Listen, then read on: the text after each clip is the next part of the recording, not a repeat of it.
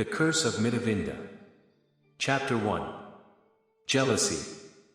Once upon a time, there was a monk who lived in a tiny monastery in a little village. He was very fortunate that the village rich man supported him in the monastery. He never had to worry about the cares of the world. His alms food was always provided automatically by the rich man. So the monk was calm and peaceful in his mind. There was no fear of losing his comfort and his daily food. There was no desire for greater comforts and pleasures of the world. Instead, he was free to practice the correct conduct of a monk, always trying to eliminate his faults and do only wholesome deeds. But he didn't know just how lucky he was. One day an elder monk arrived in the little village. He had followed the path of truth until he had become perfect and faultless. When the village rich man saw this unknown monk, he was very pleased by his gentle manner and his calm attitude. So he invited him into his home. He gave him food to eat, and he thought himself very fortunate to hear a short teaching from him. He then invited him to take shelter at the village monastery. He said, "I will visit you there this evening, to make sure all is well." When the perfect monk arrived at the monastery, he met the village monk. They greeted each other pleasantly. Then the village monk asked, "Have you had your lunch today?" The other replied, "Yes, I was given lunch by the supporter of this monastery. He also invited me to take shelter here." The village monk took him to a room and left him there. The perfect monk passed his time in meditation. Later that evening, the village rich man came.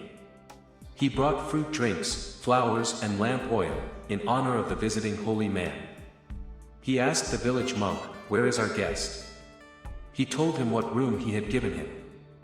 The man went to the room, bowed respectfully, and greeted the perfect monk. Again he appreciated hearing the way of truth as taught by the rare faultless one. Afterwards, as evening approached, he lit the lamps and offered the flowers at the monastery's lovely temple shrine. He invited both monks to lunch at his home the next day. Then he left and returned home. In the evening, a terrible thing happened. The village monk, who had been so contented, allowed the poison of jealousy to creep into his mind. He thought, "The village rich man has made it easy for me here. He provides shelter each night and fills my belly once a day. But I'm afraid this will change because he respects this new monk so highly. If he remains in this monastery, my supporter may stop caring for me. Therefore, I must make sure the new monk does not stay." Thinking in this way, he lost his former mental calm. His mind became disturbed due to his jealousy, the fear of losing his comfort and his daily food. This led to the added mental pain of resentment against the perfect monk. He began plotting and scheming to get rid of him. Late that night, as was the custom, the monks met together to end the day. The perfect monk spoke in his usual friendly way, but the village monk would not speak to him at all. So the wise monk understood that he was jealous and resentful. He thought, "This monk does not understand my freedom from attachment to families, people and comforts. I am free of any desire to remain here. I am also free of any desire to leave here. It makes no difference. It is sad this other one cannot understand non-attachment. I pity him for the price he must pay for his ignorance." He returned to his room, closed the door, and meditated in a high mental state throughout the night. The next day, when it was time to go collect alms food from the supporter of the monastery, the village monk rang the temple gong. But he rang it by tapping it lightly with his fingernail. Even the birds in the temple courtyard could not hear the tiny sound. Then he went to the visiting monk's room and knocked on the door. But again he only tapped lightly with his fingernail. Even the little mice inside the walls could not hear the silent tapping. Having done his courteous duty in such a tricky way, he went to the rich man's home. The man bowed respectfully to the monk, took his alms bowl, and asked, "Where is the new monk, our visitor?" The village monk replied, "I have not seen him. I rang the gong. I knocked at his door, but he did not appear. Perhaps he was not used to such rich food as you gave him yesterday. Perhaps he is still asleep, busily digesting it, dreaming of his next feast. Perhaps this is the kind of monk who pleases you so much. Meanwhile, back at the monastery, the perfect monk awoke. He cleaned himself and put on his robe. Then he calmly departed to collect alms food wherever he happened to find it. The rich man fed the village monk the richest of food. It was delicious and sweet, made from rice, milk, butter, sugar, and honey. When the monk had eaten his fill, the man took his bowl, scrubbed it clean, and sweetened it with perfumed water. He filled it up again with the same wonderful food. He gave it back to the monk, saying, "Honorable monk, our holy visitor must be worn out from traveling. Please take my humble alms food to him." Saying nothing, he accepted the generous gift for the other. By now the village monk's mind was trapped by its own jealous scheming. He thought, if that other monk eats this fantastic meal, even if I grabbed him by the throat and kicked him out, he still would never leave. I must secretly get rid of this alms food. But if I give it to a stranger, it will become known and talked about. If I throw it away in a pond, the butter will float on the surface and be discovered. If I throw it away on the ground, crows will come from miles around to feast on it, and that too would be noticed. So how can I get rid of it? Then he saw a field that had just been burned by farmers to enrich the soil. It was covered with hot glowing coals. So he threw the rich man's generous gift on the coals. The alms food burned up without a trace. And with it went his peace of mind. For when he got back to the monastery, he found the visitor gone. He thought, this must have been a perfectly wise monk. He must have known I was jealous, afraid of losing my favored position. He must have known I resented him and tried to trick him into leaving. I wasted alms food meant for him. And all for the sake of keeping my own belly full. Am afraid something terrible will happen to me. What have I done? So, afraid of losing his easy daily food, he had thrown away his peace of mind. For the rest of his life the rich man continued to support him. But his mind was filled with torment and suffering. He felt doomed like a walking starving zombie, or a living hungry ghost. When he died, his torment continued. For he was reborn in a hell world, where he suffered for hundreds of thousands of years. Finally, there too he died, as all beings must. But the results of his past actions were only partly completed. So he was reborn as a demon, 500 times. In those 500 lives, there was only one day when he got enough to eat, and that was a meal of afterbirth dropped by a deer in the forest. Then he was reborn as a starving stray dog another 500 times. For the sake of a full monk's belly in a past life, all these 500 lives were also filled with hunger, and quarreling over food.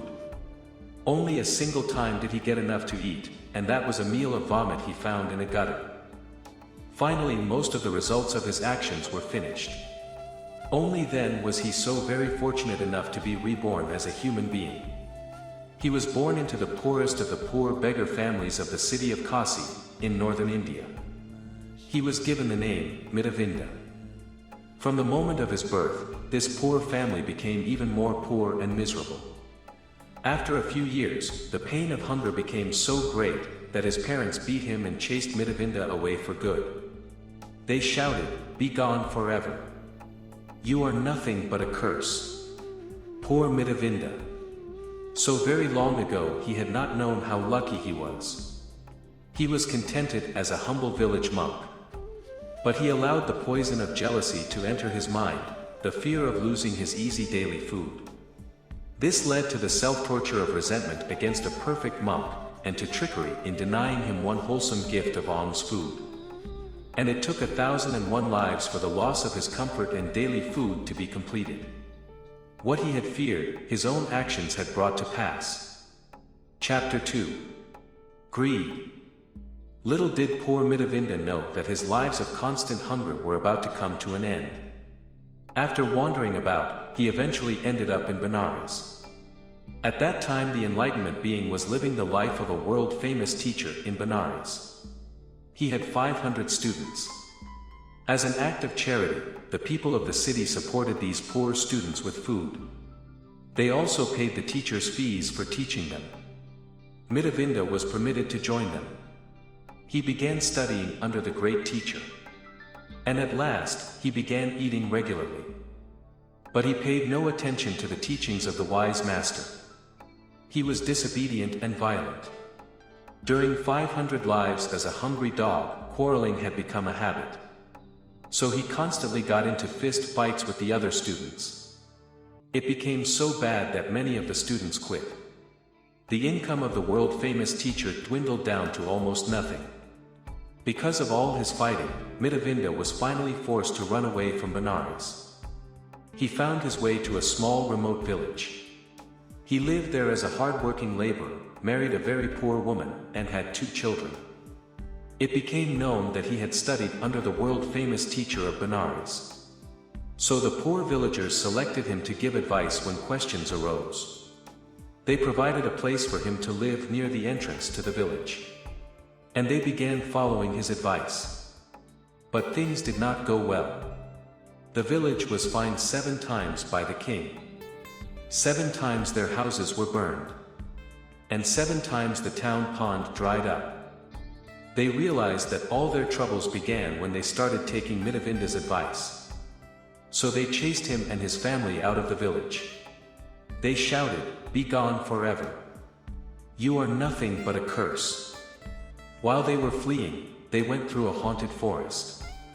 Demons came out of the shadows and killed and ate his wife and children. But Mittavinda escaped. He made his way to a seaport city. He was lonely, miserable, and penniless. It just so happened that there was a kind, generous, rich merchant living in the city.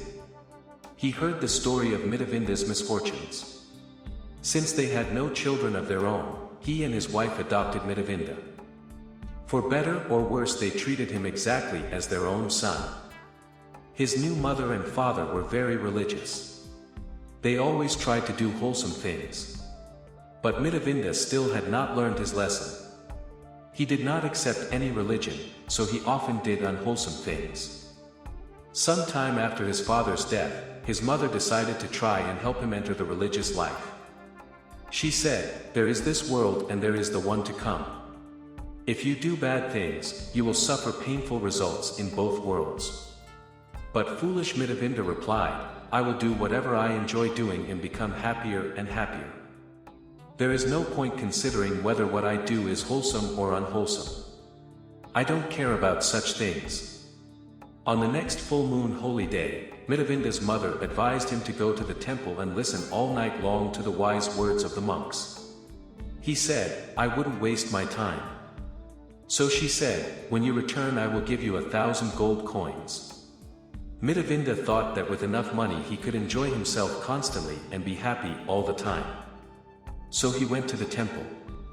But he sat in a corner, paid no attention, and fell asleep for the night. Early the next morning he went home to collect his reward. Meanwhile his mother thought he would appreciate wise teachings.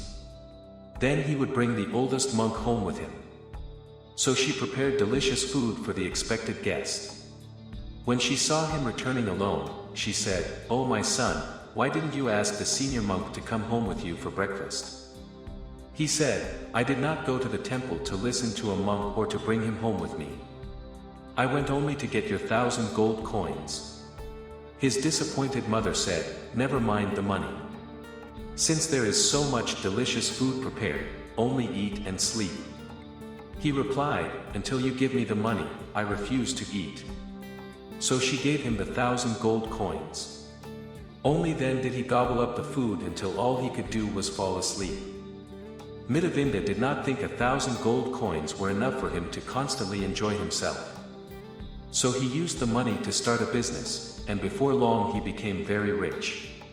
One day he came home and said, "Mother, I now have 120,000 gold coins. But I am not yet satisfied. Therefore I will go abroad on the next ship and make even more money." She replied, "Oh my son, why do you want to go abroad? The ocean is dangerous and it is very risky doing business in a strange land. I have 80,000 gold coins right here in the house. That is enough for you. Please don't go, my only son." Then she held him to keep him from leaving. But Mittavinda was crazy with greed. So he pushed his mother's hand away and slapped her face. She fell to the floor. She was so hurt and shocked that she yelled at him, "Be gone forever. You are nothing but a curse." Without looking back, Mittavinda rushed to the harbor and set sail on the first departing ship. Chapter 3. Pleasure. After 7 days on the Indian Ocean, all the winds and currents stopped completely. The ship was stuck. After being dead in the water for 7 days, all on board were terrified they would die. So they drew straws to find out who was the cause of their bad luck and frightening misfortune. 7 times the short straw was drawn by Mittavinda. They forced him onto a tiny bamboo raft, and set him adrift on the open seas. They shouted, "Be gone forever. You are nothing but a curse." And suddenly a strong wind sent the ship on its way. But once again Mittavinda's life was spared. This was a result of his wholesome actions as a monk, so many births ago. No matter how long it takes, actions cause results. Sometimes an action causes more than one result, some pleasant and some unpleasant.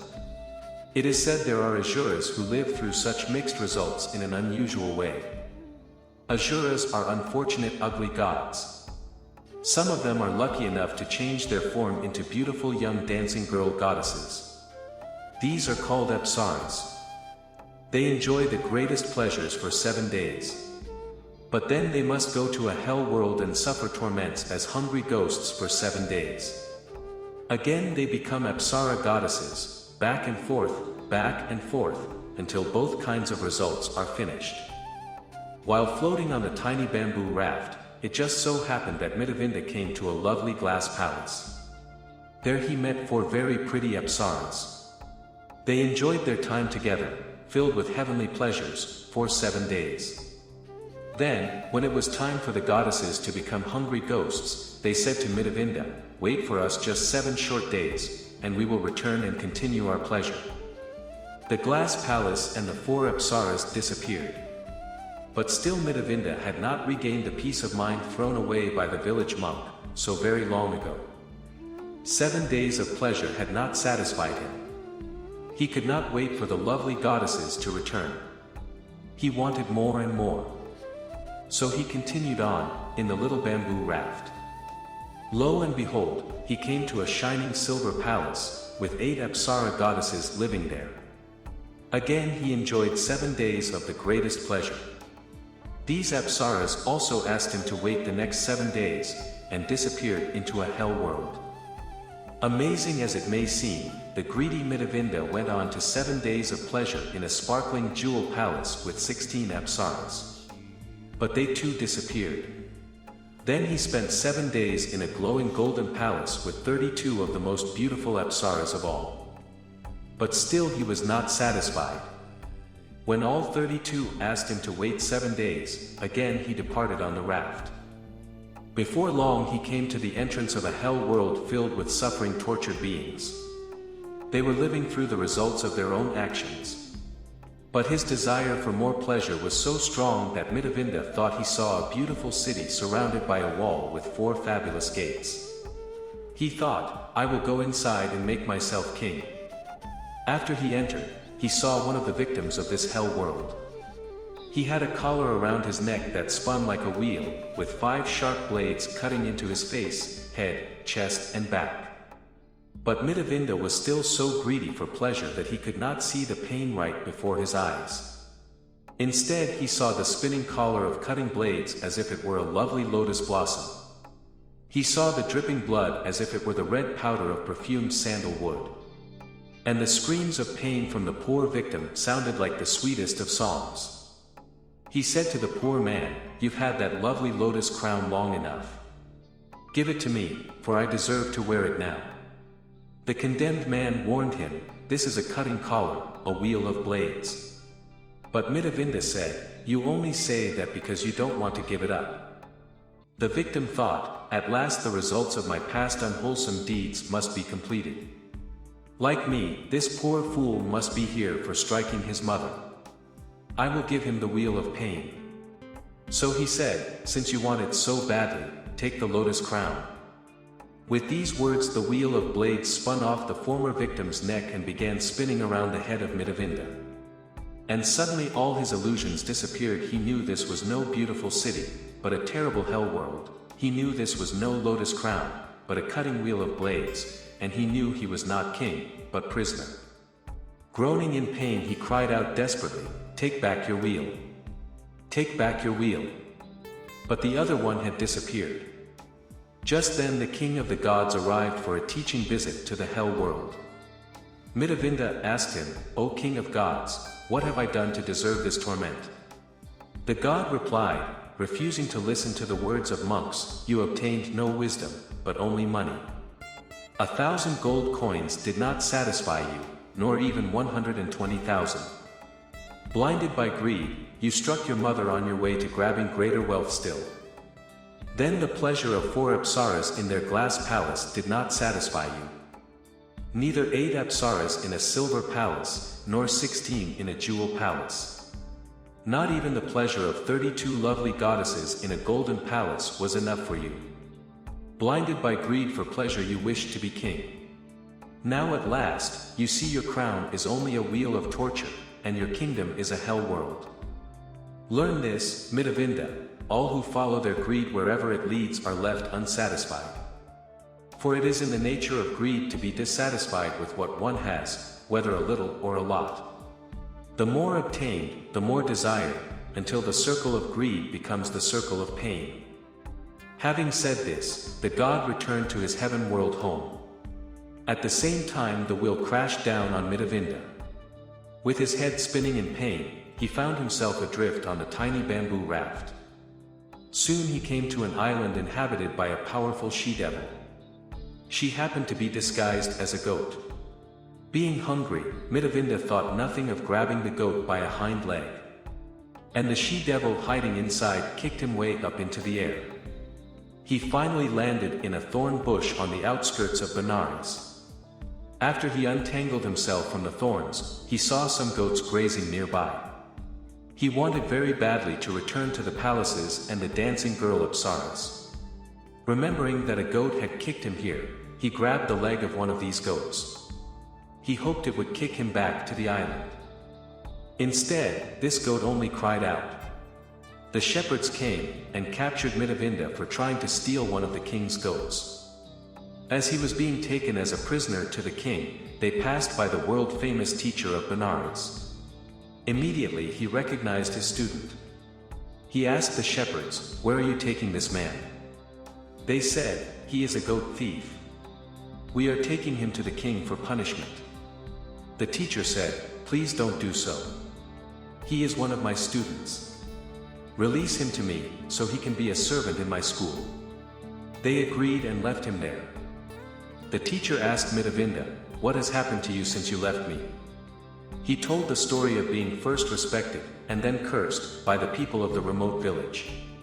He told of getting married and having 2 children, only to see them killed and eaten by demons in the haunted forest. He told of slapping his generous mother when he was crazy with greed for money. He told of being cursed by his shipmates and being cast adrift on a bamboo raft. He told of the 4 palaces with their beautiful goddesses, and how each time his pleasure ended he was left unsatisfied. He told of the cutting wheel of torture, the reward for the greedy in hell. And he told of his hunger for goat meat, that only got him kicked back to Benares without even a bite to eat. The world-famous teacher said, "It is clear that your past actions have caused both unpleasant and pleasant results, and that both are eventually completed. But you cannot understand that pleasures always come to an end. Instead, you let them feed your greed for more and more. You are left exhausted and unsatisfied, madly grasping at goat legs. Calm down, my friend. And know that trying to hold water in a tight fist will always leave you thirsty." Hearing this, Mittavinda bowed respectfully to the great teacher. He begged to be allowed to follow him as a student. The Enlightenment being welcomed him with open arms. The moral is, in peace of mind, there is neither loss nor gain.